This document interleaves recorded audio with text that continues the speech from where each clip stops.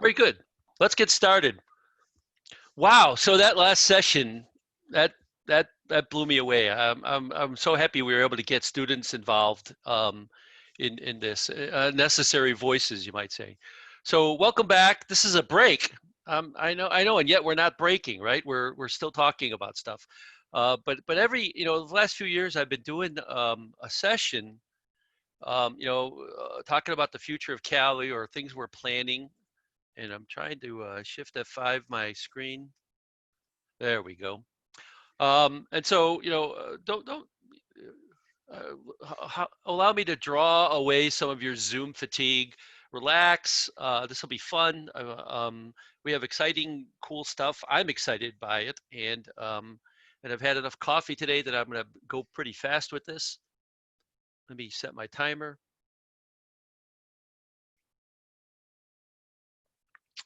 So let's get right into it. This is my agenda. Emergency remote teaching, National Strategic Stockpile, Lego or Play-Doh, and what will you do this summer? So let's start with that emergency remote teaching. You all know this story. What we did, what you did, what law schools did wasn't distance learning. It was emergency remote teaching. I tried to look back and find who coined that. I don't think it was, I think I might have first seen it on Deborah Klein. She had a pandemic pedagogy group on Facebook, but I swear I recall somebody earlier using it. It doesn't matter. It's a great phrase. What we did was emergency remote teaching. At the time this was happening in mid-March, I tried to grab links to resources that people were just quickly sharing, and curate them a little bit into things so that other people could find them, and to amplify voices. We found this was our busiest page in Cali for 2 months. I also saw people offering to do guest speakering, and so I put out a survey, and 90 people responded offering to be guest speakers. And so we got a little bit of information from them, their area of expertise, links to their Twitter or LinkedIn accounts, because you want to vet people before you let them into your classrooms. And that was the sort of the quick things that we were doing. Teachers, of course, went home and sat in front of cameras and spoke. Others, I love this picture of Orin Care, stood in front of their cameras with whiteboards. And I'm not trying to diss you, Orin, but what are you trying to illustrate there? I've looked at this picture a couple of times. I don't know. Is this the rule against perpetuities? Is this the dormant commerce clause? I must know. So the things when people ask me, well, what does real distance learning, or what would you recommend that people read? I learned a lot from reading these two books, quite a few years back too. One's What's the Use of Lectures? It's not even available to Kindle. It's a fantastic book, and I can't condense it here, other than to say he really does parse out why hours in front of a camera or hours in a classroom are not the best way, certainly not the best way to transfer information. You can certainly speak to your students for a while, but at some point you got to stop and break and create interactivity or engagement in other ways, small group discussion, exercises, formative assessment, whatever it is. And that leads me to the second book. It's called Transformative Assessment in Action. Popham is probably the godfather of formative assessment. He wrote a couple of very slim volumes. This was his second one. It's the more applicable or applied one. And he lays out all the reasons why formative assessment, it informs, pardon me, the student, tells them whether or not they're getting it, and so helps them to adjust their actions such that they can steer towards more learning. And it's a double-edged sword. It also informs the instructors to let them know whether anything they're doing is getting across. And law school the law school teach for 15 weeks, the big summative assessment at the end is almost the exact opposite of that, right? Students spend their weeks in bewilderment, wondering whether, and then the instructors get these exams and they don't know where the students went with it, and that's because you gotta check in more often. And as we just heard from the students, you have to do that even more so in an online teaching environment, and not just check in for self-care and for mental health reasons, but for learning progress. I don't mean we need to measure, their pulse and their temperature and every single thing, but certainly way more than just one test at the end. So when this whole thing happened, I admit I had a feeling that people would come running to CALI and say, "You're our national strategic stockpile of online legal education. Deploy the CALI lessons, deploy the open books." And we did see some a modest, measurable increases in the uses of our stuff, but not the tsunami that I would have hoped for. And that's because and I'm not surprised by that. That's because you know, folks grabbed Zoom. It let them do almost exactly what they were doing in the classroom, just behind the computer, like I'm doing right now. And I get that.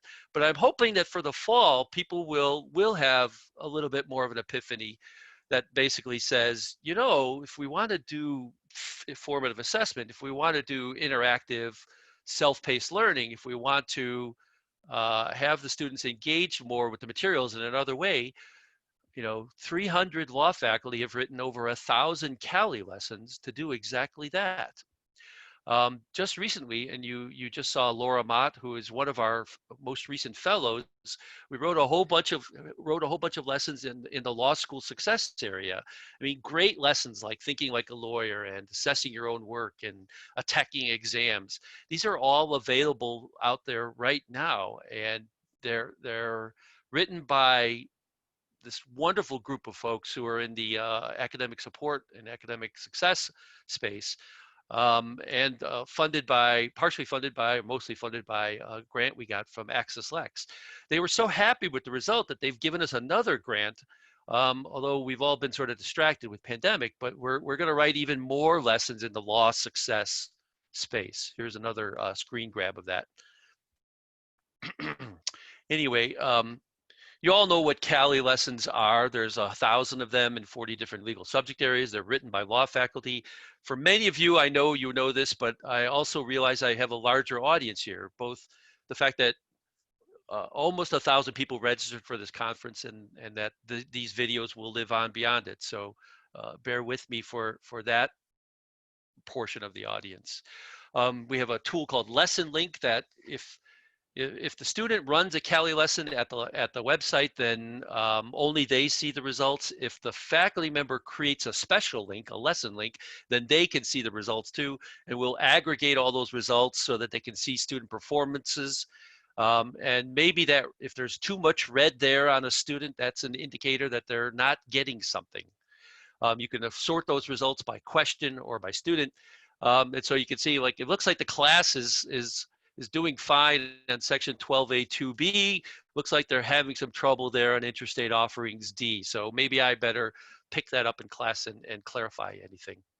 We have a tool also called Lesson Live, which is perfect for the Zoom classroom.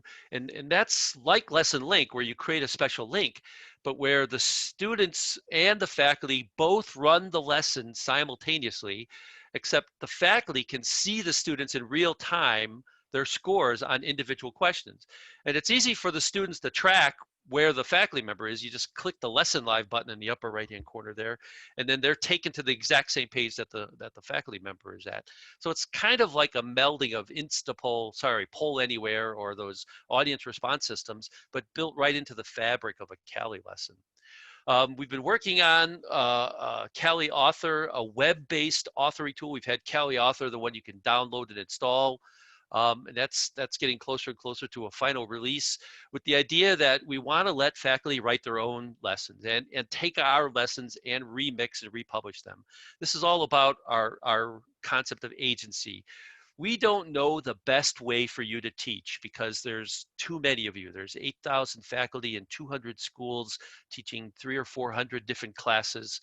Um, we'll get very smart, experienced teachers to write lessons, but maybe you want to tweak them or add to them or use them as a jumping off point to learn more. Have at it. That's the goal of CALI. That's the power of a consortium model.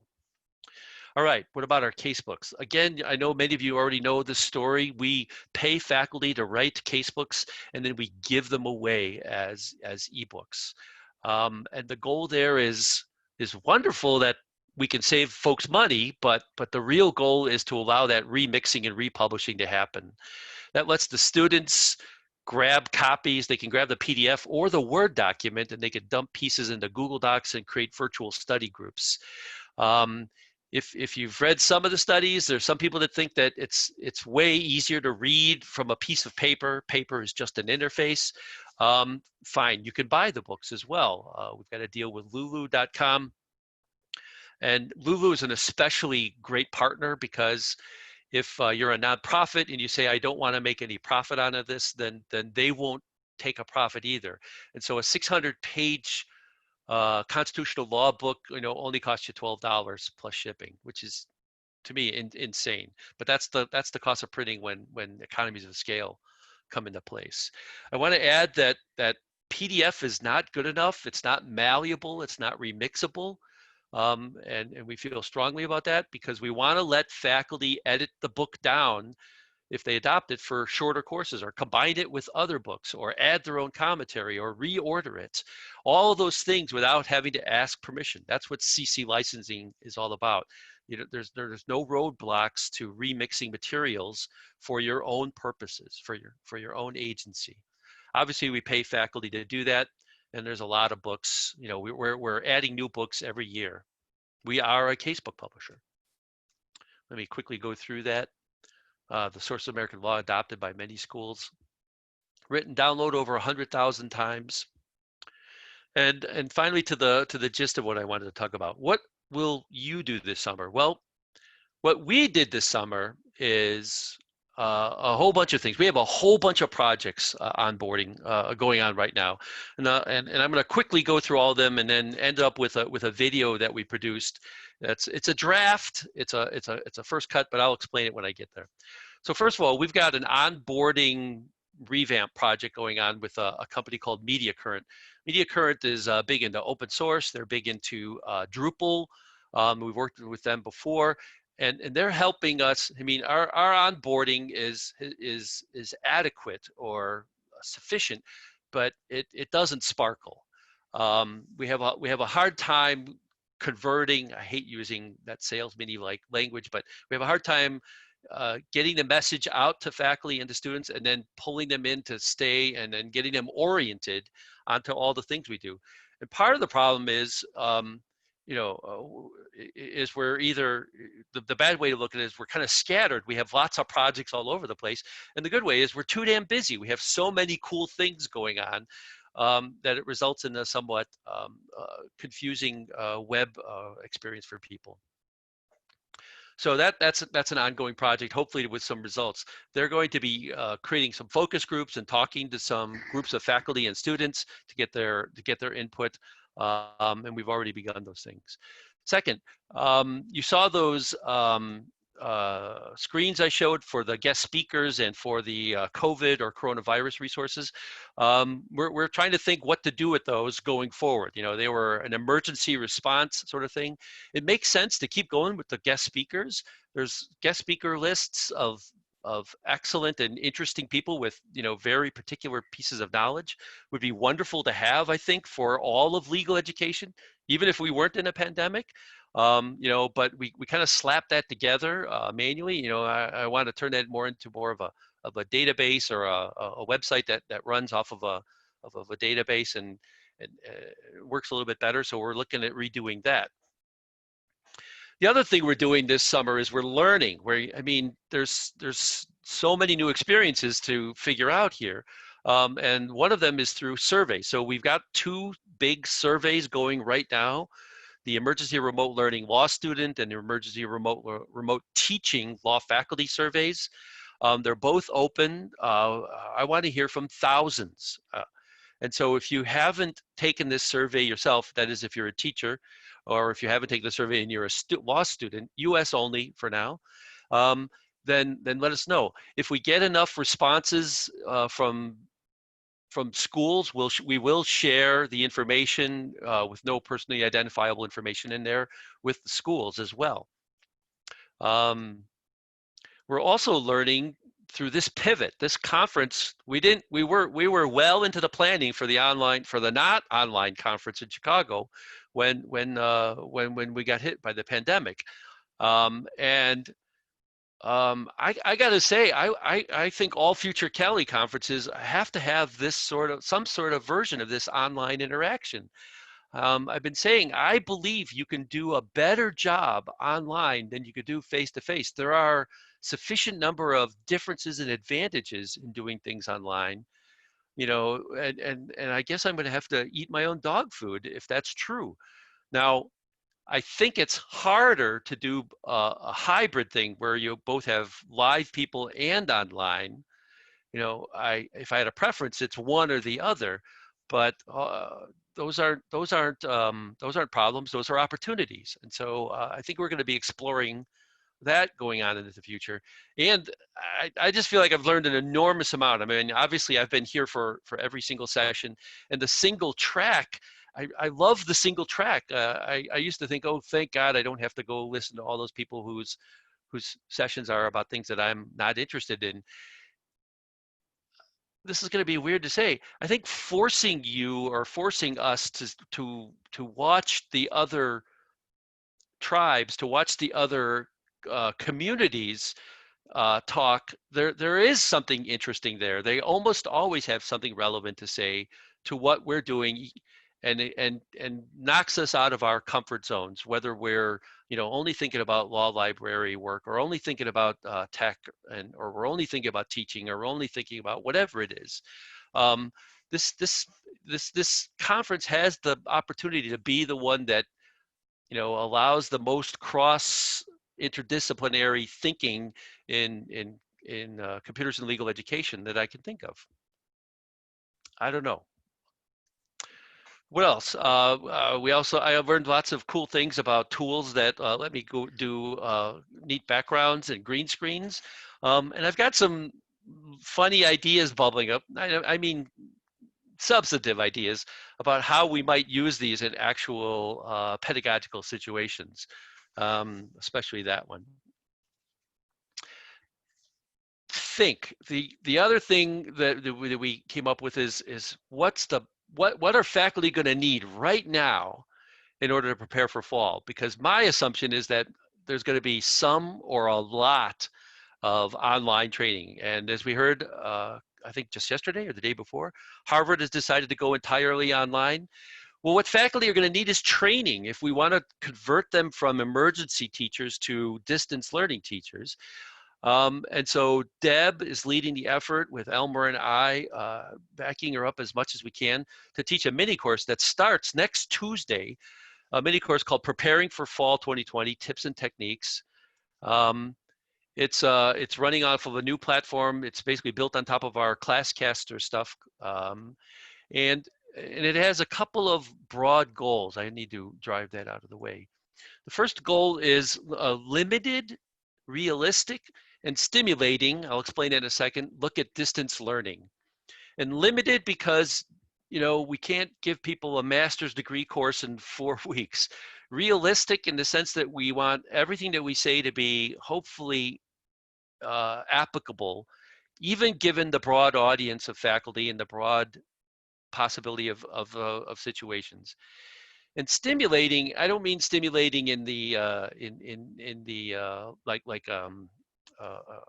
peppermint soap or something like that. I mean stimulating meaning we want people to get ideas from this that cause them to go out and look for other things to do.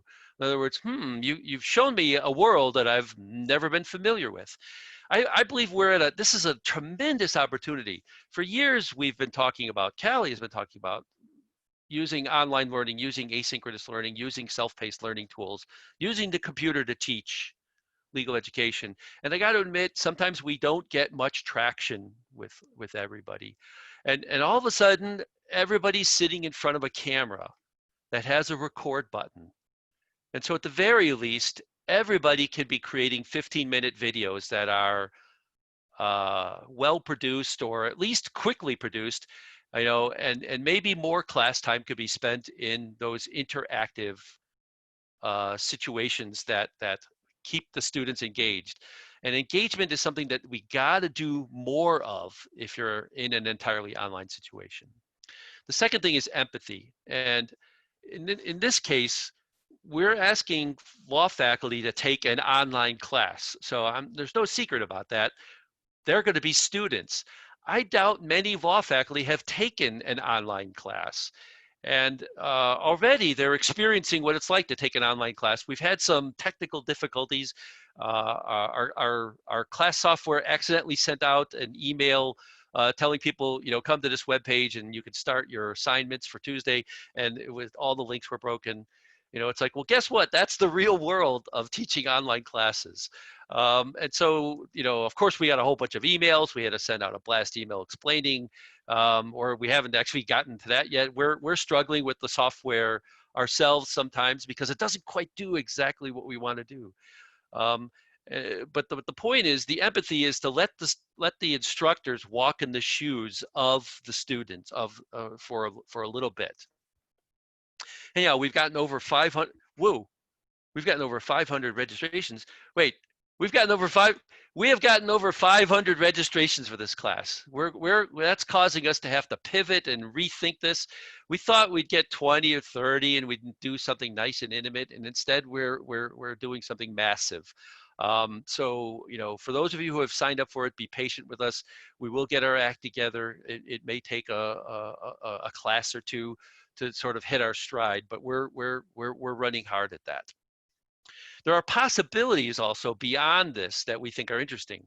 One is that we can improve and iterate. In other words, we can offer this class again and again going forward. The second one is maybe we could turn this into a self-paced learning thing. And I'm thinking maybe not. Because of everything that I just heard in the last session, where you've got to pull the people in with empathy. I'm running out of time here. And the last idea here is maybe we can make this a clonable course, which is to say, if you want to take our materials, we are going to record everything and post it, of course. But if you want to take the entirety of our course and make a copy of it and then add and improve it for your school situations, we're looking into being able to do that. So here's the last thing, messaging. Sometimes our messaging has been chaotic or it's been insufficient, a lot like our onboarding. And so before this whole pandemic started, we had already contracted with a company to create a video, starting with one video. Here, I'll go into this, explain it in a second.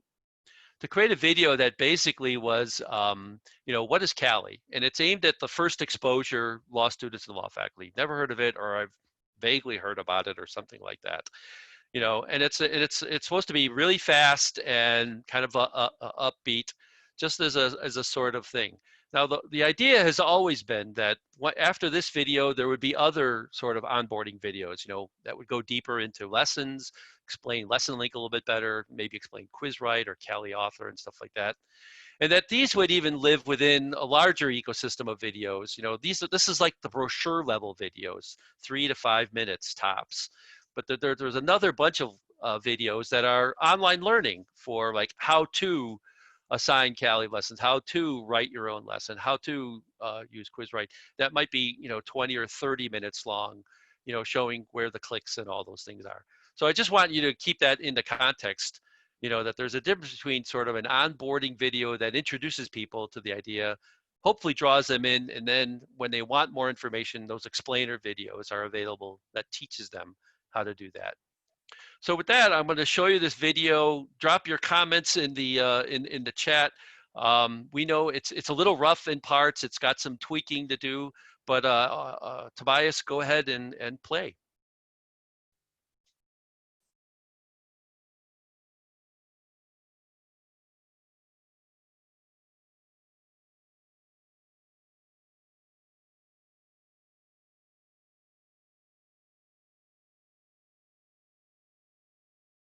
Not hearing the sound there.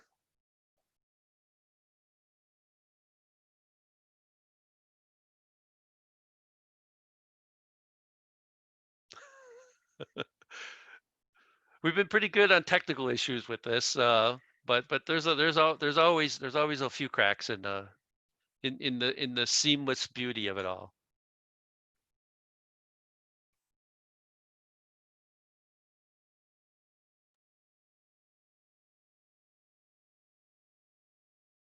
Hi, we're CALI, a nonprofit consortium of U.S. law schools that works to use technology to improve legal education and access to justice. CALI stands for Center for Computer Assisted Legal Instruction, but everyone knows us as CALI. We've been doing legal education and tech since way back in 1982. Today, almost all law schools, 198 of them in the U.S. alone, are CALI members. CALI creates lessons, publishes casebooks, and writes software that is used by law schools every day. A lot of our material is free to anyone. No login required, but you must be from a member law school to register and access CALI lessons. Pond 5. What we do. CALI creates content and resources for law faculty to help their students succeed. CALI is most famous for CALI Lessons, which are online, interactive, self-paced learning modules that cover a single topic of law. For example, there are over 100 lessons in contracts, and there are over 1,000 lessons in total covering 40 different legal subject areas. CALI lessons are written by law professors and peer-reviewed by other law professors. Most lessons contain hypotheticals, followed by a series of multiple-choice questions. Some easy, some hard. The lesson might branch based on the student's answer. These aren't simple flashcard drills or passive lectures.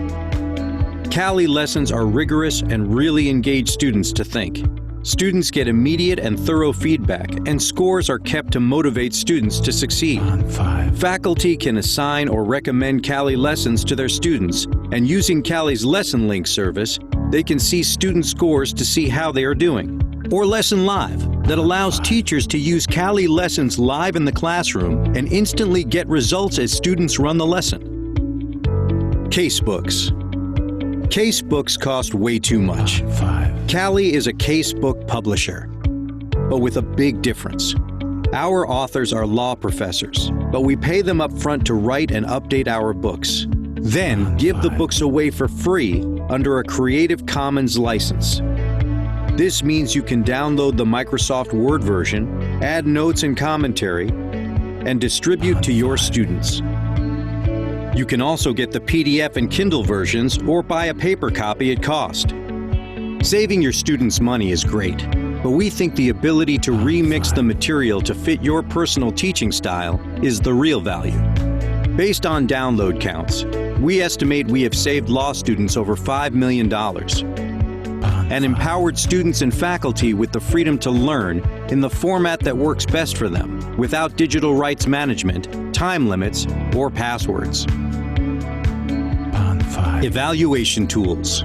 CALI is big on formative assessment. Students crave feedback to know how they are doing. Faculty can use formative assessment to adjust their teaching and catch students who are slipping away before the big exam.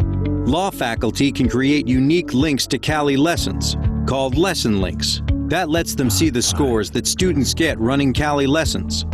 Law faculty can also create their own quizzes using CALI's QuizWrite. We've preloaded QuizWrite with hundreds of questions from CALI lessons, organized by subject matter, and you can write your own questions. How to get started. If your school is a CALI member, and most are, you can access CALI lessons, casebooks, and tools like QuizWrite for free. All you have to do is register at the CALI website with your law school's unique authorization code. Go to CALI.org and click Register.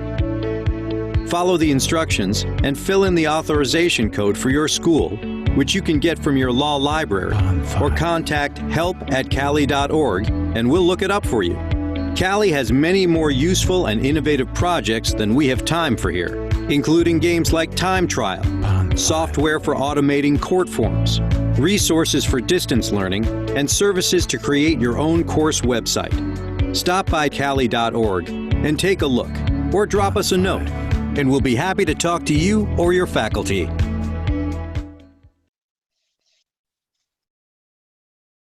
All right. Stop sharing your screen there, Tobias. So that's all I got to say. I thought that turned out way better than I expected. And again, you got to remember its context. There's a lot of people. The number one thing I get when I go talk to students or faculty is and tell them about all the things that we're doing, is that they didn't know that we did these things. And so, in some ways, we've been around too long. We're not new anymore. And yet we're still, I still consider the work we do cutting edge because we improve on, we don't throw away old things that work, and we improve on those things, and we keep things sustainable in the sense that if it's working and people are getting use of it, then we'll make it available for everybody. So that's my story. Thanks for stopping by and taking some time during this break.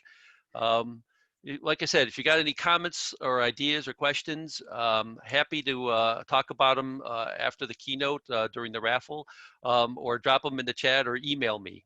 Always willing to listen. All right. Thanks a lot. Bye-bye, folks.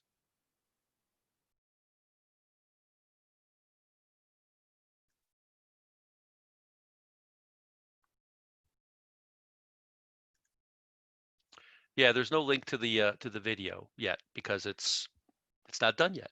We're working on it.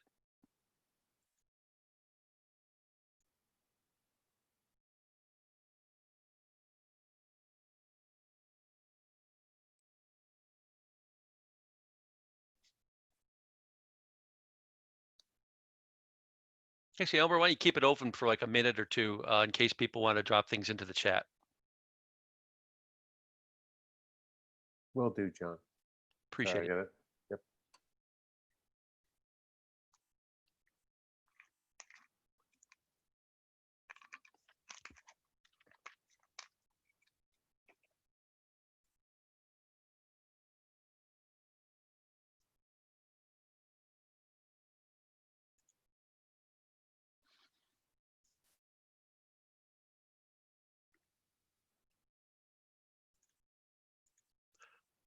On 5. I feel like I should like whisper that all through Cat's talk. On 5. I'm going to start hearing that in my dreams.